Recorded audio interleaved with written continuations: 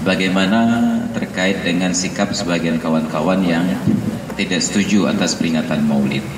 Nah, persoalan perbedaan pendapat itu adalah tabiat, itu adalah prinsip dasar pada penciptaan manusia. Maka dalam Al-Quran Allah katakan, walau sya'a rabbuka laja'alan nasa ummatan wahidatan wa la yazaluna mukhtalifina walidzalika khalaqahum.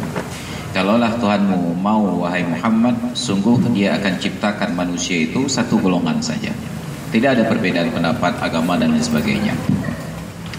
Wala yazaluna mukhtalifin, tapi ternyata manusia itu selalu berbeda pendapat.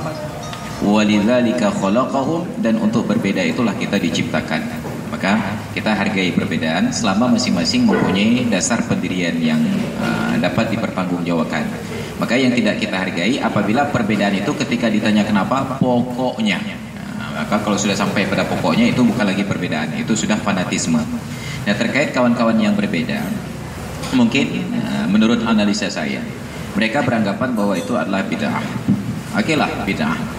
Bid'ah sebenarnya itu hanya untuk menggambarkan kepada kita tentang sebuah realitas. Apakah itu pernah ada di masa Nabi atau tidak? Yang tidak pernah ada di zaman Nabi, bukan hanya dilakukan oleh Nabi, termasuk di zaman Nabi, itu baru disebut bid'ah. Kalau ada di zaman Nabi, ada yang dilakukan oleh Nabi atau disetujui oleh Nabi, termasuk dilakukan oleh para sahabat, itu dinamakan dengan sunnah. Baik sunnah ataupun bid'ah, apabila sudah dilakukan oleh seorang mukallaf yang menjadi objek hukum, mukallaf itu Islam, baligh dan berakal, maka pada perbuatan mukallaf itu melekatlah hukum taklifi yang 5: wajib, sunat, mubah, makruh dan haram. Maka pertanyaannya, okelah bahwa peringatan Maulid Nabi itu sunnah secara prinsip, hanya barangkali bid'ah dari sisi praktek. Nah, bid'ah yang praktek ini, apakah bid'ah itu masuk kepada haram, sunat, mubah, makruh ataukah wajib? Maka akan berbeda-beda hukum sesuai dengan kondisi. Maka yang kita tidak setuju sekarang adalah setiap ada sebuah realitas langsung diponis bid'ah, bid'ah, bid'ah. Kenapa? Karena bid'ah itu bukan hukum taklifi. Bid'ah itu hanya untuk menggambarkan realitas, pernah ada di masa lalu ataukah tidak ada di masa lalu. Nah, dia anehnya, rata-rata yang tidak setuju tentang peringatan Maulid hanya karena itu tidak pernah dilakukan oleh Nabi. Pertanyaannya, apakah di dalam Islam itu sesempit itu? Maka terjadilah perubahan sesuai dengan tuntutan keadaan. Dulu para ulama anggap tidak baik orang-orang yang main bola, tapi sekarang para ulama memuji-muji orang yang main bola. Kenapa? Begitu ada seorang muslim main bola, pada saat bolanya masuk ke dalam gawang, gol, dia lakukan selebrasi, dia rayakan dalam bentuk sujud syukur. Walaupun dalam mazhab Syafi'i bukan Islam, mazhab Syafi'i sujud syukurnya itu tidak memenuhi syarat. Dia tidak dalam keadaan suci, dia tidak menutup aurat, dan gak jelas kemana arah kiblatnya.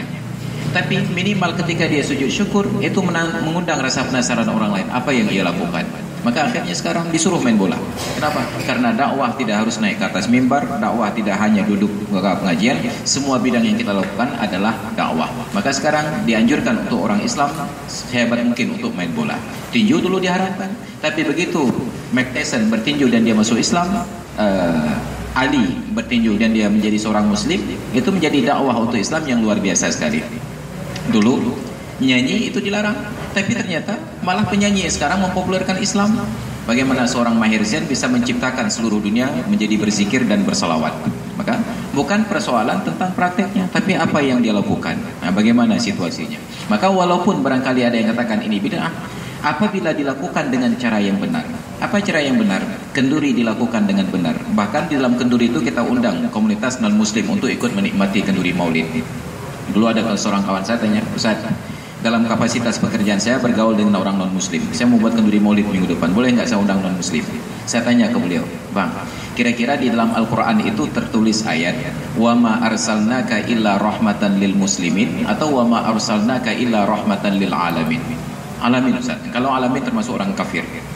undang orang non-muslim untuk datang. Siapa tahu dengan diundang mereka bertanya, ini hari ulang tahun siapa? Kita sebut nabi kami siapa? Akan dipelajari, dan itu menjadi momentum dakwah. Maka kita juga tidak bisa memaksa kawan-kawan yang tidak setuju untuk setuju. Jadi kalau kita undang saja. Dia katakan, oh saya mohon maaf, bagi saya peringatan Maulid itu adalah bid'ah yang dibenci. Kalau begitu saya maafkan Anda untuk tidak hadir. Tapi jangan melarang saya untuk melakukannya.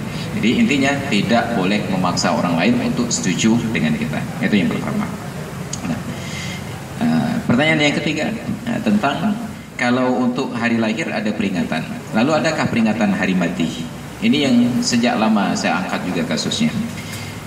Nabi diperingati hari lahir, kenapa? Karena kelahiran beliau itu adalah rahmat terbesar bagi manusia. Bagi kemanusiaan, lahirnya Nabi adalah rahmat. Maka memperingati hari kelahiran beliau itu sebagai wujud rasa syukur. Lalu kalau ada orang yang meninggal, hari meninggalnya diperingati, maka itu ironis sekali. Contoh, ketika Margaret Thatcher meninggal, almarhumah. Ketika Margaret Thatcher meninggal dunia, ada lawan-lawan politiknya